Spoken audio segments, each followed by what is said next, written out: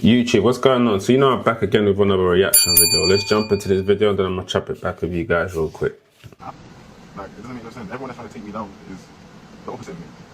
That doesn't make any sense. And now they're taking me to, not prison, but a mental... Do you know what they do to people at these psychiatrist places? They fuck with their minds. They're trying to mute me and turn me into a vegetable. That doesn't have to be. Don't do that to you. Well, how can you say you hope? That's insane. You maybe should swap seats. To say that you hope that they don't turn me into a vegetable is insane. Because I see people like with schizophrenia and stuff. No, but I clearly don't have schizophrenia. So when it's so clear, how am I still getting transported to somewhere where you think people, where it's evident that they are in a state of mental psychosis? Because my hands are tied. I know, so allow me to call a lawyer or solicitor before we get there so that I can have myself covered. Because, no, but you're not gonna, are you gonna wait for them to come? I can't wait for them to come. See, so that's what are you gonna do? They're gonna arrive at the scene and then you guys are gonna tell them, no, sorry, you can't get in. I can't call 911, I can't call my lawyer or solicitor because you're gonna deny them anyways. So you guys basically put me in a position to turn me into a vegetable. you guys are witnessing. I'm somebody special and they're trying to remove me because I'm somebody special. Look what I'm wearing. I grabbed my phone, I escaped. There was 10 people trying to hold me down. I ran through, I pushed another woman, I pushed the guy. There was a big Mexican bald guy trying to hold me back. I get off me, I Damachorated him. Yeah, bro.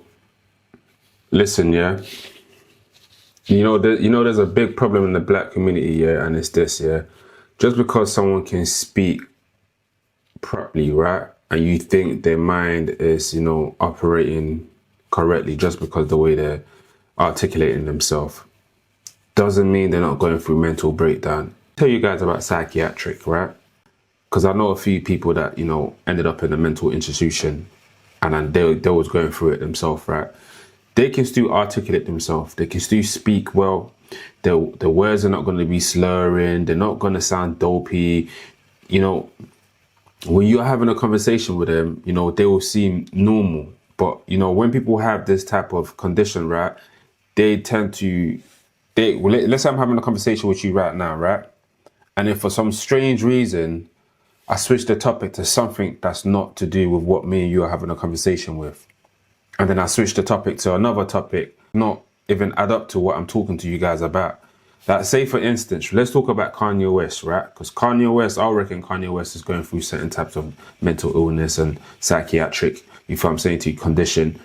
Just by the way, when you're trying to understand what he's saying, he switches it up to something else. And you're thinking, wait a minute, wasn't he just talking about this? But because the guy's famous and he's known for good music and whatnot, you guys don't want to look at him as someone that's actually going through mental illness, which is a mental illness condition. When you're not in subject and you keep changing the subject into something else that's irrelevant to what we're talking about, you're going through some type of condition. That it's a thing and you need to seek help for it. And I know some people might be thinking, oh no, what they're doing to the black people in the States. Look, bro, like, let's keep it 100, bro. I've got friends that's gone through mental illness, that's actually gone into mental institution and whatnot. And I didn't want to believe that they was going through that type of breakdown in their life, because when I'm talking to them, they sound normal, but their actions is different, bro. You know what I'm saying to you? So even looking at him running out with whatever he's got on right now, and he's recording himself as well and talking to the whole world about the situation, like, you don't think that's something wrong with the guy, bro? Like, there's something wrong with him, bro. And pray for the brother to get some good help. You know what I mean? At the end of the day.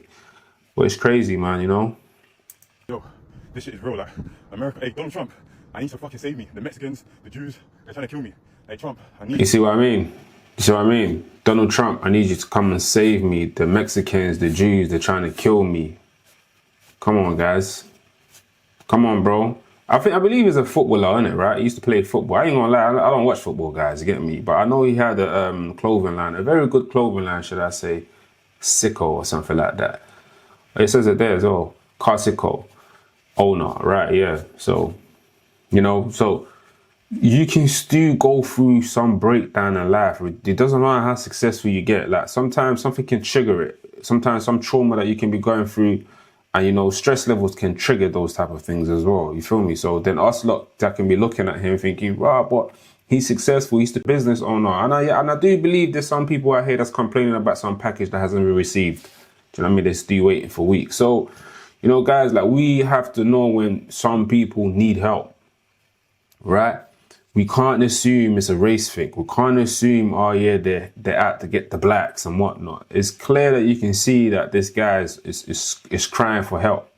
Do you know what I mean? And it's important for us lot to try to support individuals like this to get the help they need, and not being on social media saying, but he sounds fine. Because at the end of the day, like, it is a condition that you might not detect it in the outside surface, but within, the person is going through some crazy shit within their mind. So which it can become a mental illness, if you get what I'm saying to you. But anyway, let's continue with the video. Bro, I swear to God, I just escaped the Exodus mental health facility program. They were holding me captive. They were not allowing me to see any doctor. And when I did see a doctor 2 days ago, the person wasn't taking anything I said. He was just looking at a piece of paper that someone else has written down, and he was not actually assessing me. These mental health facility programs are designed to keep you captive, to break you. There's another black brother in there. His name is Tyrese Jefferson. He was in prison for 10 years. He got imprisonated for being involved in the Rodney King riots. And after his 10-year imprisonment, they've now put him in the... You know what's so funny that he said that brother that's been in jail for 10 years. I remember when I was incarcerated, yeah, and I noticed there's a lot of people that was going through this type of condition, the psychiatric condition, right? And I was speaking to them and I was having a conversation with them, right? And I noticed they used to change their subject, like, all of a sudden to something that wasn't even matching what we was talking about. And then they was doing it all the time. And then I called him out. I said, yo, bro, like, why are you always like, you know, when we're talking about something, you switch it up and talk about something else? He goes, no. And then I just looked at him. I said, you know what, bro, you might not be in there, bro. And then it took a while for me to notice this. And then I kind of, you know, kept my distance, because I was like, man, I don't want to have a conversation with someone and they keep talking about something crazy, like someone's out to get them and whatnot. And then the screw had to tell me that, yeah, like, he's a patient, like, we give him meds, you know, he takes meds and whatnot. And then I started noticing that, okay. But for me, I was thinking, why would you mix them around people that's actually other inmates that doesn't have the same condition as him, that's, you know, that's just normal?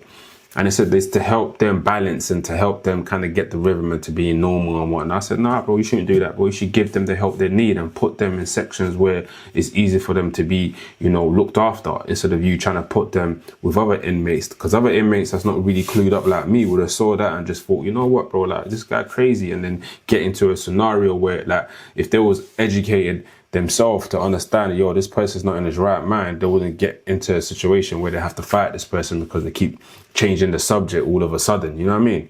But it's that a lot of the times, bro, this can happen to some people that serve a lengthy sentence as well, whether where you're doing a lengthy sentence and your family members don't come check you no more. Some people passed away that you thought was your brother moved on with their life and you're still stuck in jail.